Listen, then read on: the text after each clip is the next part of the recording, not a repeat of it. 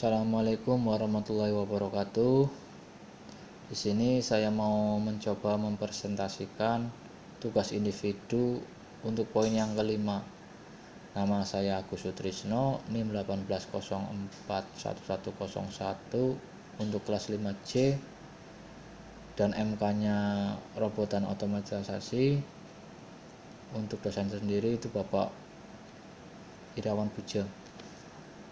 Oke, langsung saja. Di sini saya mencoba untuk mempresentasikan manipulator robot. Apa itu manipulator? Itu bagian mekanik yang dapat difungsikan untuk memindah, mengangkat, dan memanipulasi benda kerja.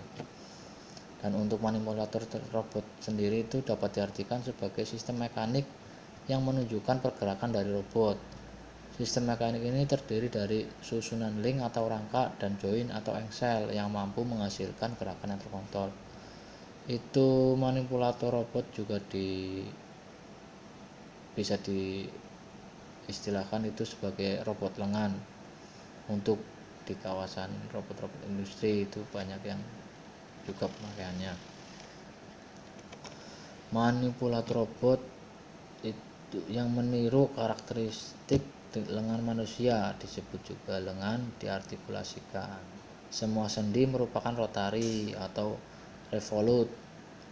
Walaupun demikian, gerakan diartikulasikan lengan robot berbeda dari gerakan lengan manusia.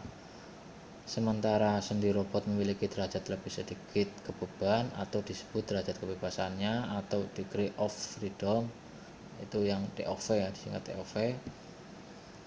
Manipulator robot dapat bergerak bebas walau dari suatu sudut tertentu dengan kebebasannya lebih dibanding manusia. Misalnya, siku dari robot diartikulasikan dapat menekuk ke atas atau ke bawah, sedangkan seorang manusia hanya bisa menekuk siku mereka ke satu arah. Selebihnya hanya pada posisi lengan lurus. Secara klasik konfigurasi robot manipulatornya dapat dibagi menjadi 4, yaitu ada polar, silinder, Cartesian, sendi lengan. Tambahannya itu ada skara SCARA. Untuk yang pertama itu ada polar. Apa itu polar? Itu konfigurasi polar terdiri dari lengan luncur atau sliding arm, itu disambungkan dengan L joint, digerakkan relatif terhadap badan robot yang dapat berputar pada sumbu vertikal atau joint dan sumbu horizontal atau R joint. Untuk yang kedua ada silinder. Apa itu silinder? Silinder ini terdiri dari kolom vertikal di mana rakitan lengan dapat bergerak vertikal pada kolom L joint, berotasi pada sumbu kolom atau T joint, dan untuk mencapai gerakan radial dengan lengan digunakan O joint. Oke. Untuk yang ketiga ada Cartesian. Apa itu Cartesian?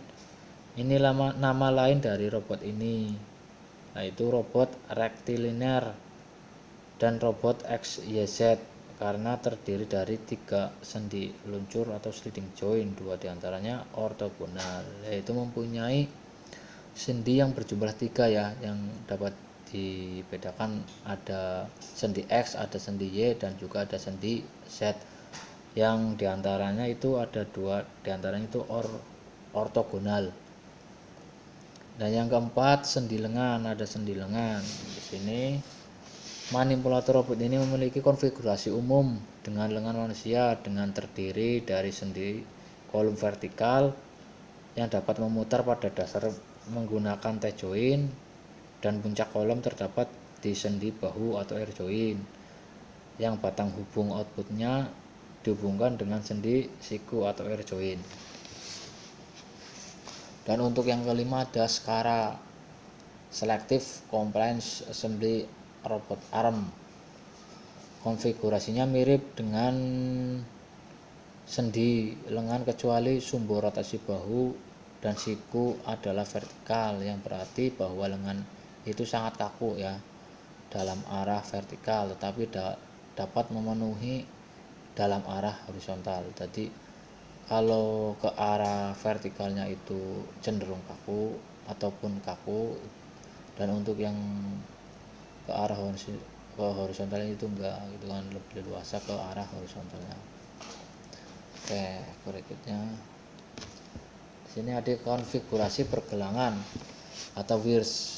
Nah, pergelangan robot digunakan untuk menentukan orientasi efektor ujung atau end efektor. Pergelangan robot umumnya memiliki 2 atau 3 derajat kebebasan. Dari ketiga sendi dapat didefinisikan sebagai ada roll menggunakan T-joint, pitch biasanya menggunakan R, dan juga yaw juga biasanya menggunakan R joint. Untuk selanjutnya ada efektor ujung atau end efektor. End efektor dapat berupa penjepit atau gripper untuk memegang benda kerja, atau juga perkakas ya untuk melakukan suatu proses. Lah penjepit di sini itu ada beberapa penjepit yang digunakan dalam industri, antara lain itu ada penjepit mekanik, ada penjepit vakum, dan alat-alat magnetik. Yaitu penjepit mekanik itu terdiri dari 2 atau lebih jari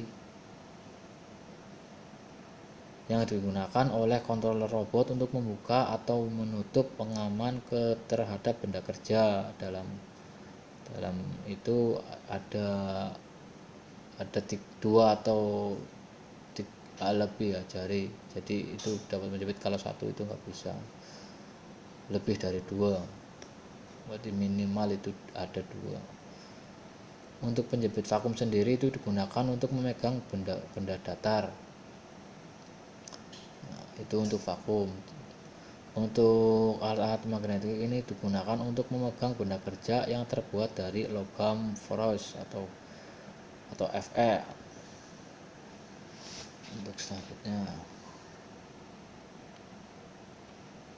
Untuk selanjutnya ada efektor ujung N atau ujung N yang kedua perkakas ya, perkakas atau tool. Ini digunakan bila robot harus melakukan suatu operasi pemrosesan benda kerja.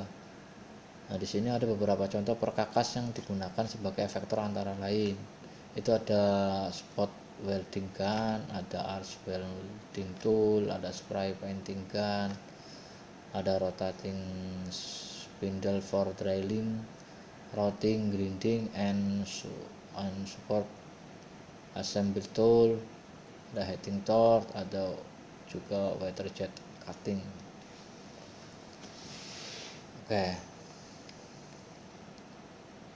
terima kasih untuk perhatiannya, untuk memperhatikan presentasi dari saya untuk webinar kelima. Kalau ada kurang dan lebihnya saya minta maaf. Assalamualaikum warahmatullahi wabarakatuh.